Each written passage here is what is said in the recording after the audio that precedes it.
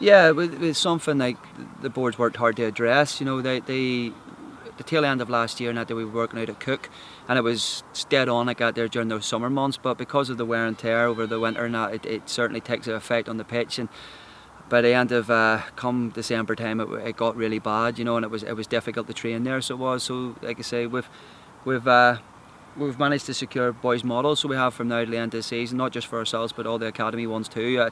Obviously it's a considerable cost, and that like so it is through all the different teams out there that play for Glentoran, from the first team, the under-20s, the academy players, right through to the development teams right at the younger age group. So huge sums of money are spent on it, like so we've worked very, very hard to secure the boys model for the time being. And obviously it's a 3G pitch, so it's all year round we can use it.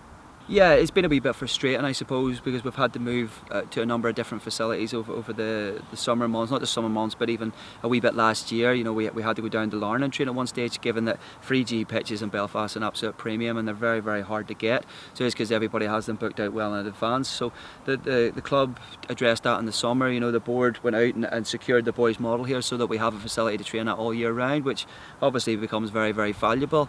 You know, there's been a little bit made of nets and stuff during pre-season, like you mean, but the truthful not there, the boys have hardly seen a ball, never mind a net. You know, they've had to work hard on the physical element of the game. You know, you concentrate very much on getting fit and prepared for the season ahead, and then you introduce the technical side as you go along. And obviously the nets now obviously play a big part of it, like you mean, and it's great. Like I say, we can get down and work on things in the final third, you know, moving forward.